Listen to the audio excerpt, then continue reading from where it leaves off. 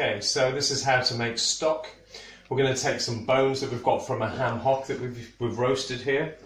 So, taking all the meat off into the pan with some hot water, with some boiling water. We're going to boil that up for 24 hours overnight, and then it'll be ready. So we'll come back to that in a minute.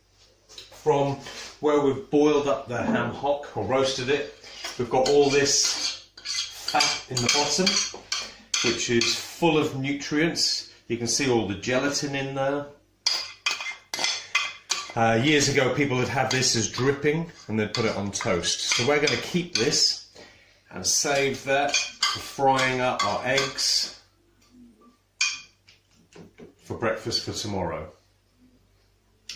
This is full of saturated fat, which is really good for you and good for your heart. Okay, so we've got the stock on the boil, so we're going to bring it to the boil for about 20 minutes or so, and then we're going to turn it down and simmer. Just put a bit of a pinch of sea salt in there, just helps to leach the nutrients out of the bones, and a little dash of apple cider vinegar that we have here. And we'll come back and revisit this in about 24 hours.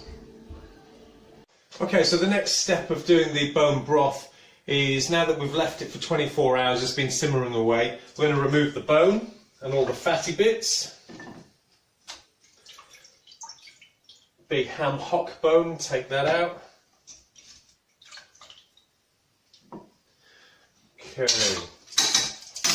so we're left with just the stock. So we're going to sieve this into a kilner jar. The sieve just takes out all the bits.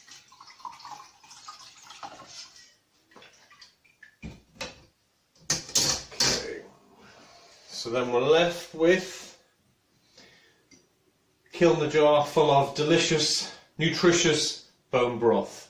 So the next step will be to convert this by putting some herbs and some spices in there so that we can drink it throughout the day and it tastes really good.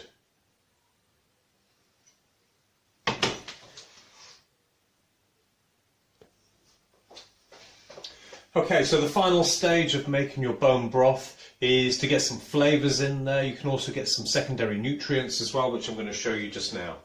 So take the stock that we've made into the pan. I would match that same amount with hot water.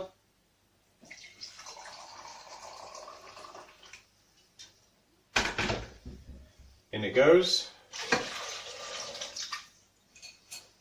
Okay. So that makes sure it's not too greasy as you're drinking it throughout the day.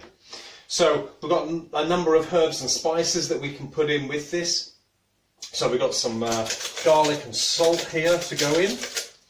We've got some peppers and chilies, give it a nice bit of heat, get some flavours in there. Bit of pepper. We've got some paprika. So it's great to get as many different flavours in as you can. A little touch of salt, apple cider vinegar just to cut through the greasiness that you can sometimes get from the stock. And a little bit of gluten-free soy sauce to go in there as well. Flavours that up quite nicely. And then we've got turmeric, which I'm sure you're well aware of its anti-inflammatory powers. So a good tablespoon of that in there, and some cumin as well, which is a fantastic flavour. And then finally, just a little bit of chopped garlic and ginger we can add into the mix. Ginger gives it some lovely flavour, a little bit of heat. The garlic is also antifungal, anti-parasitic. So we're making a bone broth that's like a superfood. So there's loads of great ingredients in there, and we can leave that to bubble away for half an hour or so, and then it's ready to consume. So you can drink that throughout the day when you're doing a fast, just to balance out the blood sugar levels. And just helps to keep you going throughout the day, makes life a little bit easier. Okay, so that's been my guide to making a bone broth from your own stock.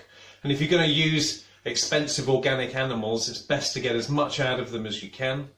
And this is one way we can do that, by making stock. It's also super nutritious for you as well, and healing for the gut. Okay, so enjoy your bone broth. See you next time.